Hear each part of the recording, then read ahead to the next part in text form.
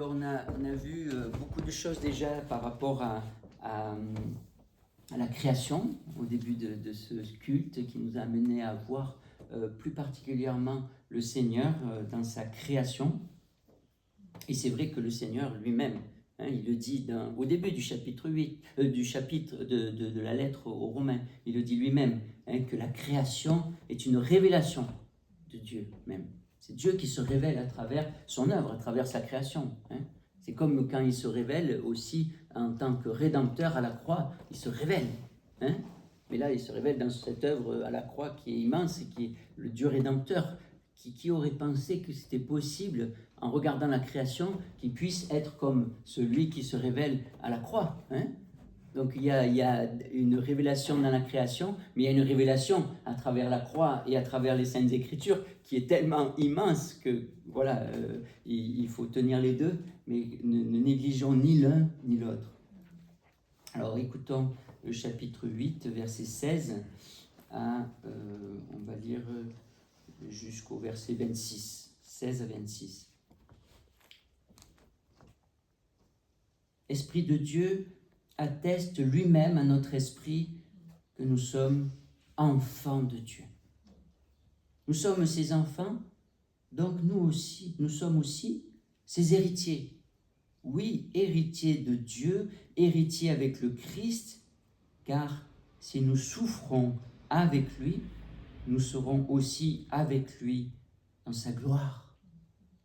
J'estime en effet que les souffrances du temps présent ne sont pas comparables à la gloire que Dieu nous révélera. La création entière attend avec impatience le moment où Dieu révélera ses enfants. Car la création est tombée sous le pouvoir de forces qui ne mènent à rien, non parce qu'elle l'a voulu elle-même, mais à cause de celui qui l'y a mise. Il y a toutefois une espérance. Il y a toutefois une espérance.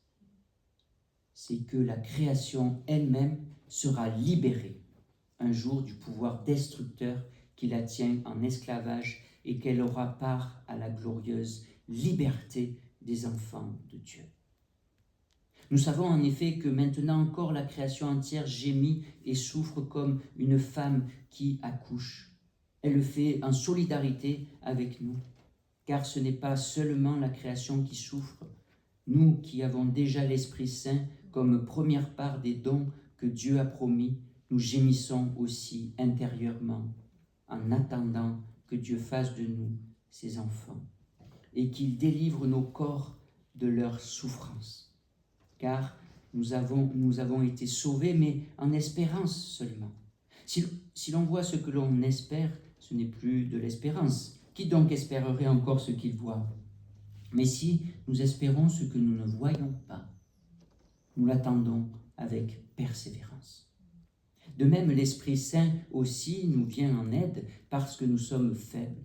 En effet, nous ne savons pas prier comme il faut, mais l'Esprit lui-même prie Dieu en notre faveur avec des gémissements qu'aucune parole n'est capable d'exprimer.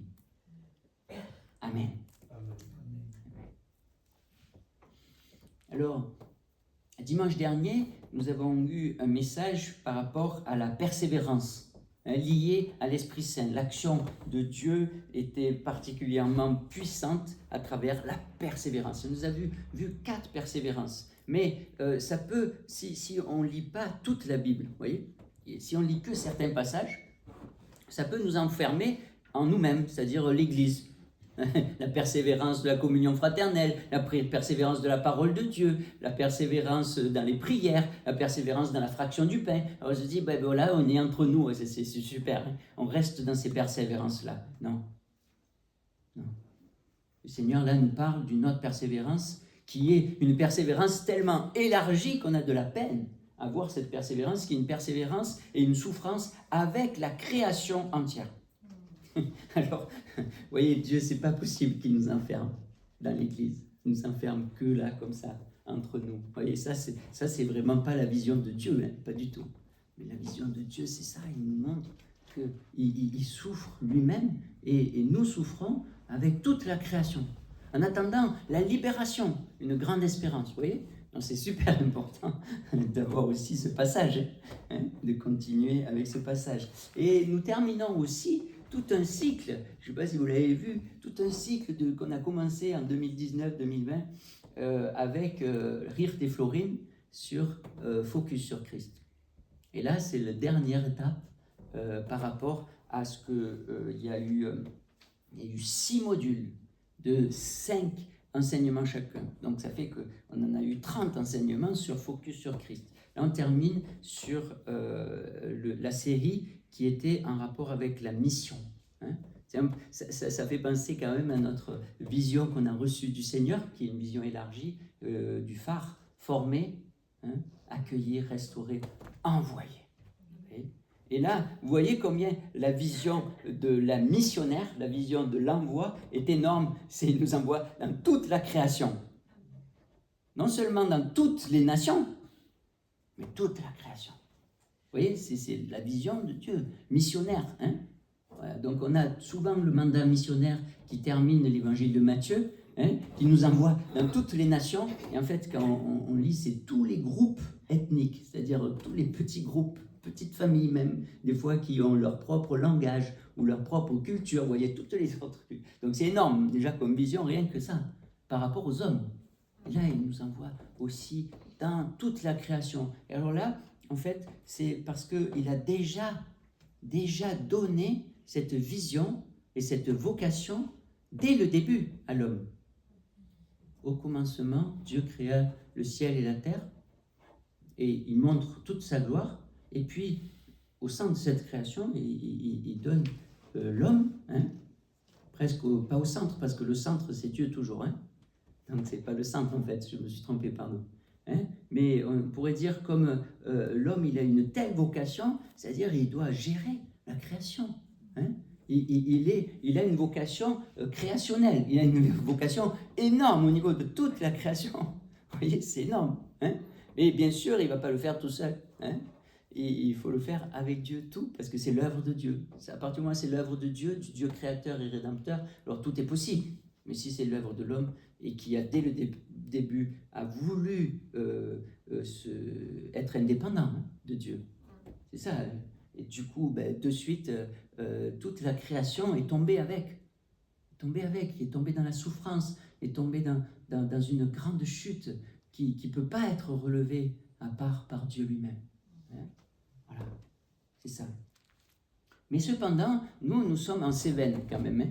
Alors, nous, on avait quand même une grande bénédiction, c'est quand même de pouvoir se promener dans la nature, dans la création. Vous voyez, moi, je suis très vite triste quand je suis dans une grande ville. Hier, j'étais à Marseille, et c'était difficile parfois.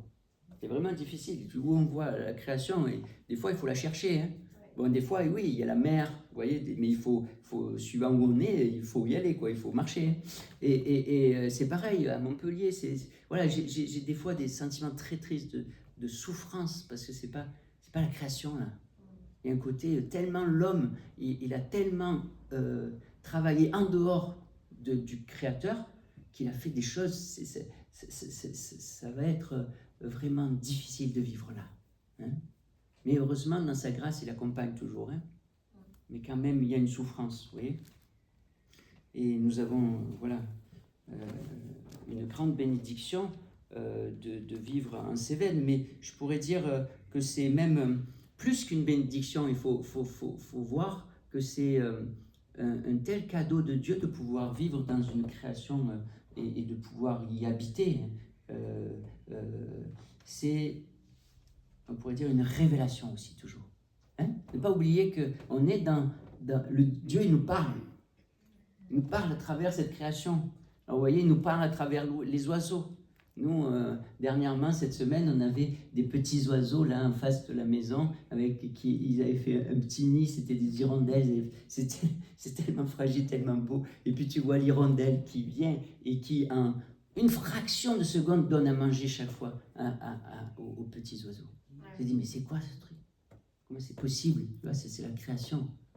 On se dit, mais nous, on ne peut pas manger comme ça. On ne peut pas donner à manger nos enfants comme ça. Et c'est les oiseaux. Ça nous enseigne. Hein.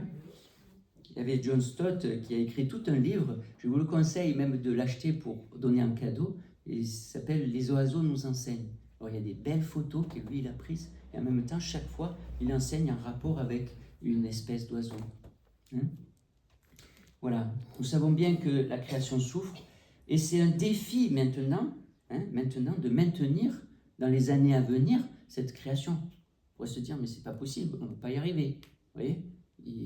Mais le Seigneur est en train de nous dire, oui, et c'est important de faire cette première étape, ça c'est le premier point, c'est que oui, nous en sommes la cause. Nous, les hommes, il faut se sentir solidaire du fait qu'on n'était pas là au début, mais on y est encore. On y est, on participe à une sorte de chute, on y participe à une sorte de destruction de la terre. Et attention, parce qu'il est dit aussi, je détruirai ceux qui détruisent la terre. Donc il y a une crainte de Dieu de dire attention, attention.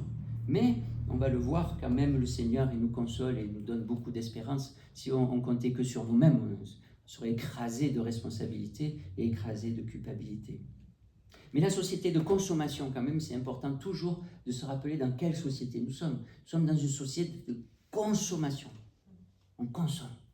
Et nous, les chrétiens, on n'a pas idée à quel point nous sommes dans une grande bataille pour chasser cet esprit de consommation de nos têtes. On est des consommateurs.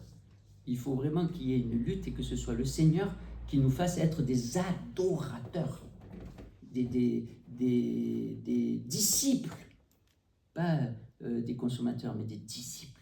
Voyez. Aujourd'hui, nous sommes dans une culture de l'événementiel. Voilà. Donc on va aller là parce qu'il y a ça, on va aller là parce qu'il y a ça. Ah oui, là c'est puissant, je sens vibrer mon âme parce qu'il y a des grosses baffes, vous voyez. Et puis il y a des grosses sonos, vous voyez, il y a un ingénieur du son, il y a un groupe. Voilà, aujourd'hui ça tombe bien parce qu'on n'a pas de musicien aujourd'hui. Donc vous voyez, on n'est pas du tout porté par des musiciens. Mais le Seigneur nous a donné son esprit. Nous a donné son esprit pour adorer le Seigneur en esprit et en vérité. Qu'est-ce qu'il nous faut? Parce que comment on peut être démuni et se dire, ah ben, musicien, il ne nous porte plus, alors on ne peut plus louer? Pas possible. C'est pas ça. C'est pas ça. Le Seigneur, tous, il nous a donné son esprit pour l'adorer. Dans n'importe quelle circonstance. Et il nous prépare peut-être aussi à une persécution. Il ne faut pas oublier nos amis et nos frères persécutés. Parce qu'ils n'ont pas les musiciens. Ils ne peuvent pas faire de bruit. Des fois, ils ne peuvent pas chanter. Ils peuvent juste arracher une page de la Bible pour donner à l'autre, pour apprendre par cœur la parole pour qu'elle habite, puis peut-être chanter cette parole d'une façon ou d'une autre, vous voyez, pour se rappeler cette parole. Mais c'est la parole de Dieu qui nous aide à tenir. Et la racine profonde des problèmes d'environnement est l'égocentrisme. C'est super important de voir cette vision, c'est-à-dire c'est nous qu'on est centré tellement sur nous-mêmes qu'on a déplacé le centre, le cœur, on pourrait dire l'âme de la création, et du coup on détruit la terre. Donc la destruction de la terre vient de l'idolâtrie, vient du fait qu'on n'adore pas Dieu. C'est parce qu'on adore Dieu qu'on se replace, on replace le centre, et alors parce qu'on est dans une adoration réelle et possible, et vraiment réelle par l'Esprit du Seigneur, alors à ce moment-là, il y a un rétablissement. On participe à la restauration de la création en adorant le Seigneur. Parce que tout ce que nous faisons, c'est une adoration du Seigneur. La création a tellement, pourrait dire, la société de consommation a pris tellement de distance vis-à-vis de notre Créateur, de son Créateur, qu'elle s'est éloignée de la création elle-même. Si tu t'éloignes du Créateur, tu t'éloignes de la création. Même quand tu veux la choyer, tout ça, tu en fais une idole. Tu en fais la terre-mère. Vous voyez ? Elle devient la mère Dieu la mère. Vous voyez ? Il y a beaucoup d'idolâtrie. Et l'idolâtrie détruit la terre. Parce qu'on s'est trompé de centre. Vous comprenez ? Ça, c'est super important de voir ça. Donc, toute recherche de recentrage en Christ est la bienvenue. Pour la terre. Pour la création. L'adoration véritable du Dieu créateur et rédempteur est la première et seule réponse responsable, profonde et durable à ce problème planétaire. j'entends peu ce discours, alors je ne l'ai pas inventé, hein, mais je l'ai reçu du Seigneur. Parce que quand on entend tous les discours au niveau, je sais pas, de l'environnement et tout ça, on entend très peu le problème de l'adoration. Hein. C'est dommage, parce qu'en fait, à mon avis, il est essentiel, et c'est ce que je reçois de ce passage. Hein. C'est ce que nous recevons ensemble de ce passage. Donc notre vocation d'être humain, c'est d'être des gérants de la bonne création de Dieu, comme cela a été dit dans le psaume 8, lu au début de ce culte. Et en fait, pour être bon gérant, il faut être sous l'autorité et la grâce du Seigneur. Il n'y a pas de possibilité autre. C'est l'adoration. La deuxième chose plus précise encore, et qui continue dans l'adoration en fait, parce que voilà, c'est partager les souffrances avec la création, avec toutes les créatures. Et parce que le Dieu créateur, il souffre avec nous en fait. C'est lui, Christ, quand il est venu dans ce monde, il a partagé nos souffrances. Il a partagé les souffrances de toute la création pour être notre Rédempteur. Et on oublie ça. On oublie souvent et on ne médite pas assez les souffrances du Christ. Et il souffre avec nous, mais pas que son Église. Il souffre avec toute la création, en attendant la libération de tous les enfants de Dieu. Voilà, il faut commencer par considérer avec attention que la création soupire. C'est le verset 22 du chapitre 8. Avec elle, nous aussi, hommes et femmes, renouvelés en Christ, nous souffrons en voyant le travail de Dieu, l'ouvrage bon qu'il a réalisé, sa création abîmée à travers tous les désastres écologiques, désastres humains. Vous voyez, parce que ça, c'est aussi la création, hein. Toutes les sociétés qui s'effondrent. Quand on voit Haïti, j'ai le cœur brisé.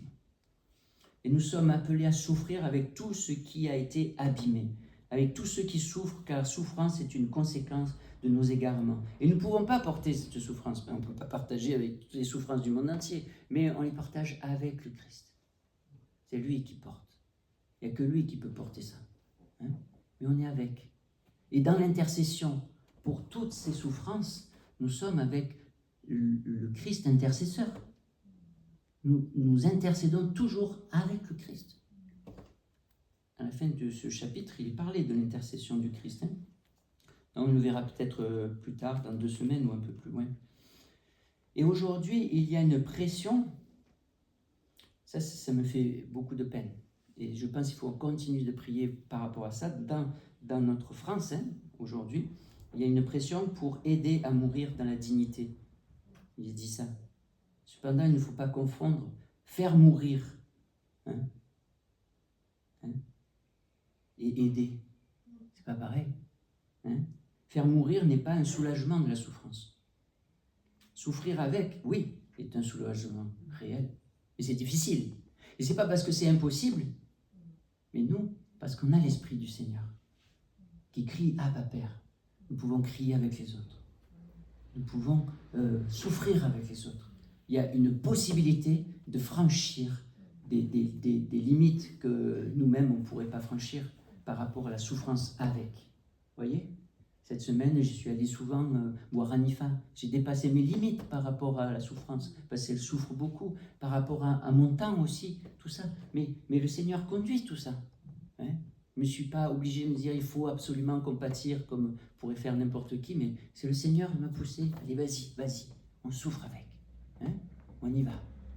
Mais il faut que ça vienne du Seigneur, parce que sinon on va vraiment tomber. Vous voyez, il faut vraiment que chacun y soit appelé là où on est appelé.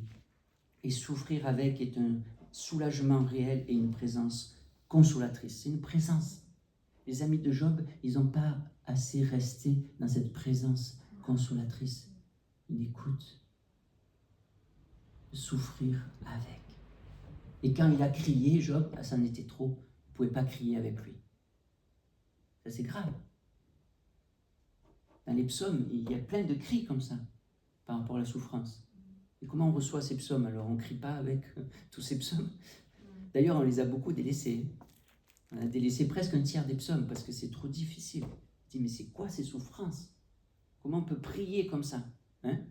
Mais Job, comment il priait? Il souffrait, il criait. Il criait, il criait. Il est resté devant le Seigneur, toujours dans la prière. Il a crié. Et quand il pouvait peut-être plus crier, il avait besoin que ses amis crient pour lui, de prier pour lui, avec lui, d'être dans sa souffrance. Vous voyez? Mais il n'a pas eu. Il n'a pas eu.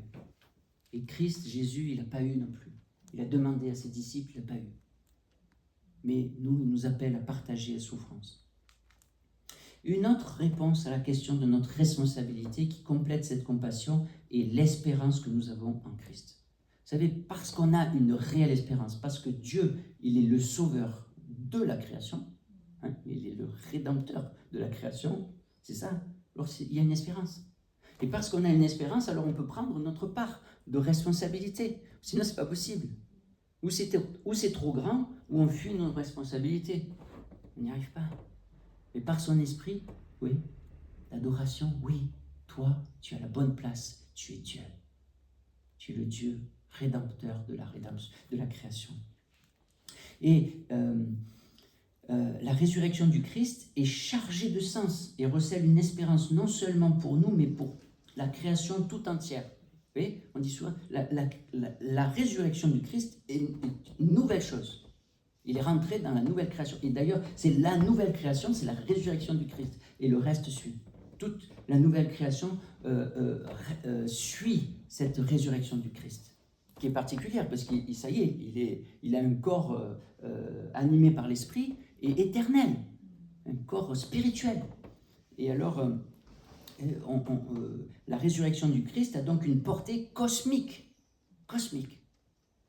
Comme là encore, pour un temps, la puissance du péché. Et ça, ça ne va pas durer. C'est pourquoi l'attente d'une libération, d'une participation à la gloire de l'Église glorifiée est imprimée au plus profond de toute la création. L'attend ça, la libération des enfants de Dieu. Et alors, la résurrection contient la promesse d'une Pâque cosmique. Pâque, Christ est ressuscité, ça annonce la résurrection de la création. La création, elle va comme mourir et ressusciter. Vous voyez? Une Pâque cosmique. Et l'espérance, notre espérance, c'est Dieu. Dieu qui est fidèle. Dieu qui reste fidèle à sa création, à son alliance. Hein? Et c'est dans l'alliance qu'on peut avoir une espérance. L'alliance avec l'arc-en-ciel, mais aussi, surtout, l'alliance de la promesse que même le ciel et la terre seront renouvelés et la justice y habitera. Ça, c'est une promesse d'alliance. Et aussi une promesse de réconciliation de tout le monde entier et de tous les êtres humains. Mais il y en a qui ne seront pas avec toute cette participation à la réconciliation. Il y a quand même l'enfer. Hein? Il ne faut pas... voilà, il y a on va dire, toutes sortes de cultures, toutes sortes d'hommes et de femmes à travers tous les siècles. Oui, il y a un peuple, mais il y en a qui ne l'auront pas reconnu. Il y en a qui ne sont pas passés par le premier point qu'on a vu, c'est-à-dire la repentance. La repentance. Pour changer. Quand il reviendra, le changement sera trop tard. Le changement, c'est lui qui va le provoquer, tout, mais certains ne participeront pas à cela. Alors c'est important de continuer. Vous voyez, c'est la mission de dire, mais il y a la création qui souffre, il y en a plein qui n'espèrent pas, mais qui ne sont pas rentrés dans la repentance, qui ouvrent tout le reste. Alors voilà, on soupire avec ceux qui ont faim et soif de salut. Et on écoute cette soif et on peut y répondre parfois en annonçant l'évangile, le salut. Là, on soupire avec toute la création après le retour du Christ. Alors soupirons après la rédemption, la délivrance de toute la création. Vous voyez comme il est dit dans Apocalypse, avec l'épouse, toute l'Église universelle, nous disons, viens, viens Seigneur, viens délivrer ton œuvre magnifique, viens. Hein? Et en même temps, on crie, mais il y en a d'autres qui attendent. Alors attends encore un peu pour telle personne. Vous voyez, on devait souffrir avec parce qu'il y a encore un message à donner. Et le Seigneur lui-même, peut-être il va nous dire à un moment donné, en tout cas quand toute la proclamation sera faite à travers toute la création jusqu'au bout, le Seigneur il reviendra. Ça y est, c'est fait. Il y avait le temps de se repentir. Maintenant, je reviens. Donc Dieu lui-même, l'Esprit qui est créateur, nous vient en aide et prie Dieu en notre faveur par des soupirs inexprimables. Il faut des soupirs comme ça. Et on prie pour nous, mais aussi pour les autres et pour d'autres. Des fois, c'est pour des animaux même qu'on prie. C'est la création. C'est la création. Hein? Cela fait également partie du travail de l'Esprit, soupirer et compatir. C'est là que se trouve également un appel pour chacun d'entre nous. C'est parce que nous avons une véritable espérance que nous pouvons participer de façon responsable à cette restauration. Et Jésus restaure cette vocation première en nous, gérer et prendre soin de la création.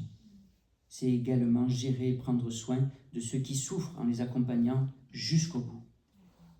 Et là, ce sont les douleurs de l'enfantement de la création, ou la douleur de l'espérance et la douleur de la souffrance se rencontrent, et ensemble avec la création, nous endurons ces souffrances, mais dans l'espérance. Dans l'espérance. Endurer dans l'espérance. En Christ, l'amour de Dieu s'exprime à la dimension de toute la création. Vous voyez, rien que déjà quand on voit l'amour de Dieu pour nous, pour chacun de nous et aussi pour son Église, on se dit mais c'est énorme, mais c'est pour toute la création. Soyons créatifs donc et persévérants pour créer des oasis en plein désert. Amen. Amen. On va chanter, je vous invite à chanter ce chant « Une nouvelle création ». Vous voyez, c'est un peu le début de Romains chapitre 8, hein, « Plus sous la condamnation ». Je vis dans la grâce de Dieu, et parce que je vis dans la grâce de Dieu, je prends ma responsabilité. Voilà, une nouvelle création. Je vous invite à vous lever pour ça. Hein.